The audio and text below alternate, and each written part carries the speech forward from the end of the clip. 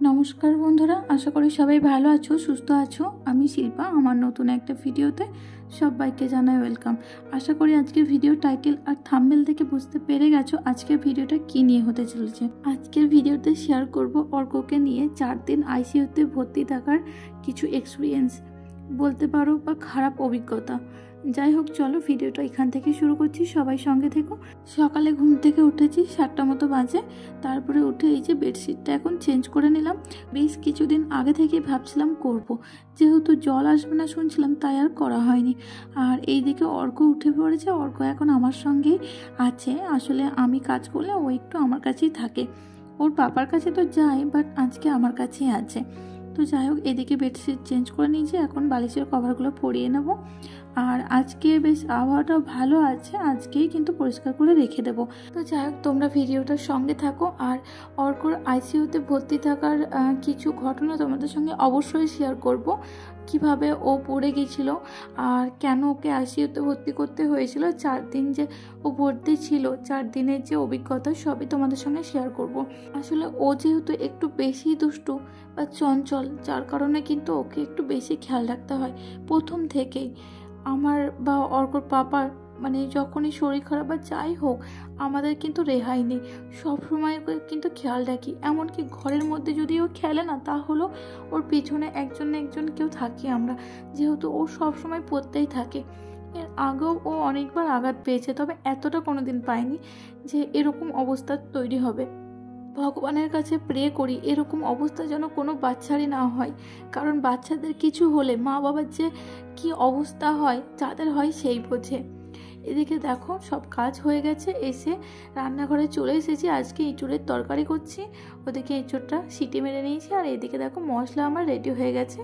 অর্ককে সকাল সকাল খাইয়ে দিয়েছি, ওর খিচুড়ি রান্না করা হয়ে গেছে। আর ওদিকে ব্রেকফাস্ট হয়ে গেছে, ওর পাপা ডিউটি চলে গেছে। আর এখন আমার তরকারি রেডি। আর বাকি কাজ বলতে, সকালে যে বেডশিটটা তুলেছি ওটা ভিজিয়ে রেখে দিয়েছি, একটু পরে গিয়ে ওটা পরিষ্কার করে নেবো, অর্ককে স্নান করাবো, অনেক কাজ বাকি। এই যে দেখো বেডশিটটা ভিজিয়ে রেখে দিয়েছি, ওটা যখন চেঞ্জ করেছি তখনই ভিজিয়ে রেখে দিয়েছি। এরপরে এখনও ঘর ঝাড়ু পোছা করার সবই বাকি আছে। অর্ক এখন ফোনে ওই যে কার্টুন দেখছে। আসলে এই যে সময়টুকু না একটু কাজে ব্যস্ত থাকে, ওকে একটু দিতে হয় ফোন, আর না হলে কিন্তু দিতে চায় না। আর জানি যে বাচ্চাদের ফোন না দেওয়াটাই ভালো, বাট মাঝে মাঝে উপায়ও থাকে না। ওর পুরো পৃথিবীটাই আমি আর ওর পাপা, আর কেউ নেই ওর। আসলে এখানে যেহেতু কেউ কারোর চেনা নাই, তাই কিন্তু কোথাও দিতেও পারি না, জানো তো, যে কারোর কাছে দিয়ে এলাম একটু খেললো বা সেখানে একটু সময় কাটালো তাহলেও হয়, বাট সেটা সম্ভব নয়। যার জন্য ওকে ঘরের মধ্যেই সবসময় রেখে দিই। যখন আমাদের কাজ হয়ে যায় তখন কিন্তু ওকে নিচেই খেলতে নিয়ে যাই। তো যাই হোক, ওইদিকে আমার ঘর পরিষ্কার করা হয়ে গেছে। এখন যাব অর্ককে স্নান করাবো। ওর জলটা রেডি করেই রেখেছি, ওকে ওই যে বললাম হালকা কুসুম কুসুম গরম জলেই স্নান করাই, আর একটু বেশি গরম পড়লে তখন নর্মাল জলেই স্নান করাবো। এদিকে ওকে স্নান করানো হয়ে গেছে। ও না এই কিছুদিন হবে আর কিছুতেই স্নান করতে চাইছে না, কেন জানি না। ও কিন্তু স্নান করতে খুব ভালোবাসে, আর ও না একটু বেশি মানে রাগী। ওর কথা না শুনলে ও এইটুকু বয়সে এত রাগ দেখায়, প্রচণ্ড রাগ দেখায়। মাঝে মাঝে দেয়ালে গিয়ে মাথা ঠোকে, কখনো খাট থেকে পুরো ব্যালেন্স ছেড়ে দেয়, নিচে পড়ে যায়। এরকম মানে এত পরিমাণে রাগ দেখায়, আমাদের দুজনের পক্ষে সত্যি বলছি আর সম্ভব হচ্ছে না ওকে দেখার। আর আমারও শরীরটা এত খারাপ, মাঝে মাঝে ওকে একা দেখতে গিয়ে পুরো হিমশিম খেয়ে যায়। আবার কখনো কখনো মনে হয় যে আমাদের এত ব্যস্ততার মাঝখানে ওর শৈশবটা তো নষ্ট হয়ে যাচ্ছে। ওর তো এখন খেলার বয়স, ও তো এই বয়সে একটু দুষ্টুমি করবেই, বাট কী করবো, উপায়ও নেই।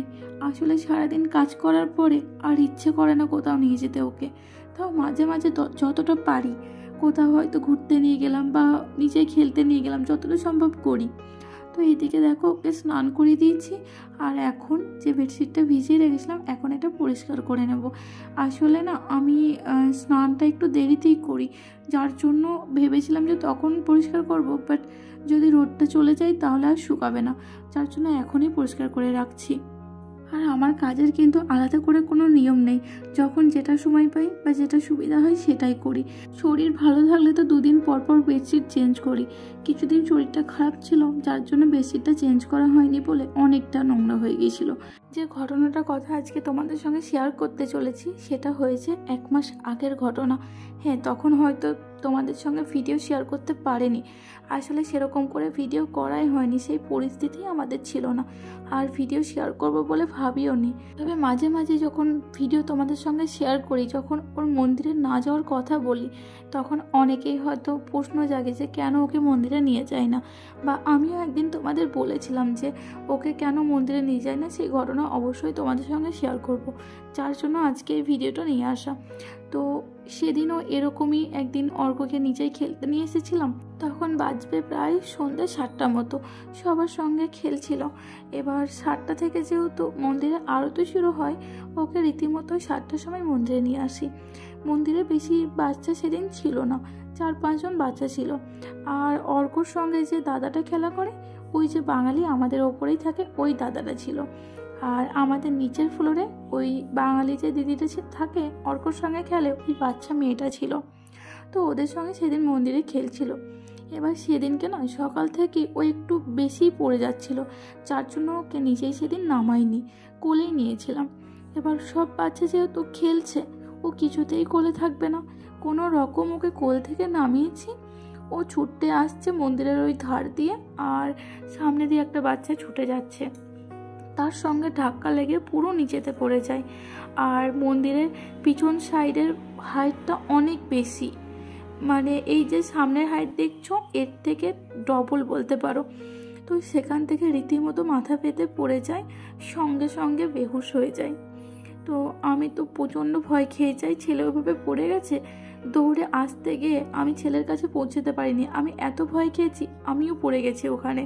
কোনো রকম ওখান থেকে এসে ছেলের মাথায় জল দিই, তারপরে ওকে উপরে নিয়ে আসি। সবাই বলে যে ওকে হসপিটাল নিয়ে যেতে। তো এই যে ভিডিওগুলো এখন দেখছো, এটা ও আইসিইউতে ভর্তি হওয়ার কিছুক্ষণ আগের মুহূর্তে। হসপিটালে এসে পৌঁছায় তখন প্রায় 8টা মতো বাজবে, 7:30টায় ঘটনাটা ঘটেছে। তো তার মধ্যে ডাক্তারে জানায় যে অনেকটা লেট হয়ে গেছে, ইমিডিয়েটলি ওর স্ক্যান করাতে হবে, যার জন্য কিন্তু ওকে স্ক্যান সেন্টারে নিয়ে যায়। তখন 11টা বাজবে রাত, মানে সব টেস্ট করাতে প্রায় 11টা বেজে গেছে। ওখান থেকে ডাক্তারকে দেখানো হয়, ডাক্তার সঙ্গে সঙ্গে আইসিইউতে ভর্তি করে দেয়।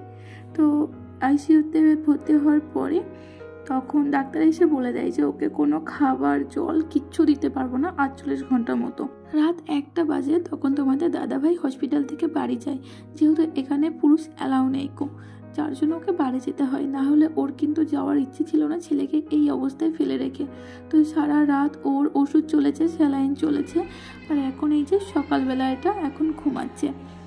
আর কিছুক্ষণ আগে কিন্তু ডাক্তার দেখে গেল। কাল যে ডাক্তারগুলো ছিল সেই ডাক্তারগুলোই আজ এসেছিল, তার মধ্যে 2 জন সার্জিক্যাল স্পেশালিস্ট আর 1 জন চাইল্ড স্পেশালিস্ট।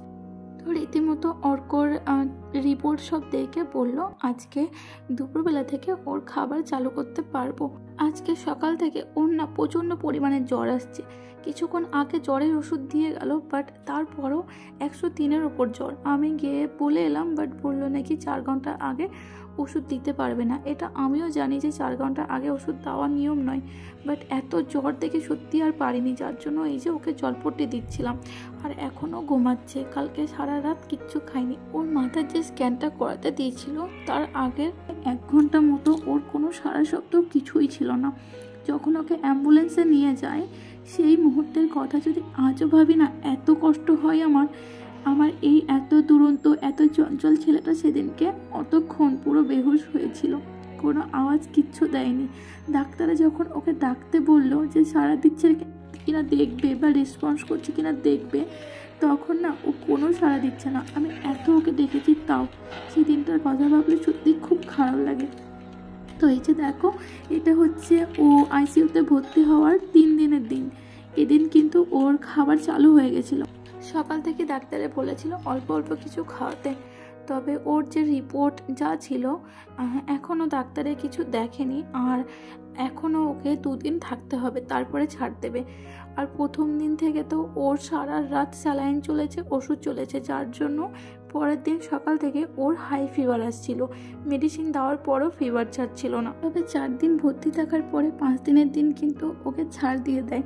আর সত্যি কথা বলতে এখানকার ডাক্তারদের চিকিৎসা ব্যবস্থা বলো বা ব্যবহার সব কিছু কিন্তু অনেক ভালো লেগেছে আমার। সত্যি এখানে আমি যে ছেলেকে সুস্থভাবে বাড়ি নিয়ে যেতে পারবো ভাবতেই পারিনি। তো অর্ক যে ভর্তি ছিল তারই এগুলো রিপোর্টস।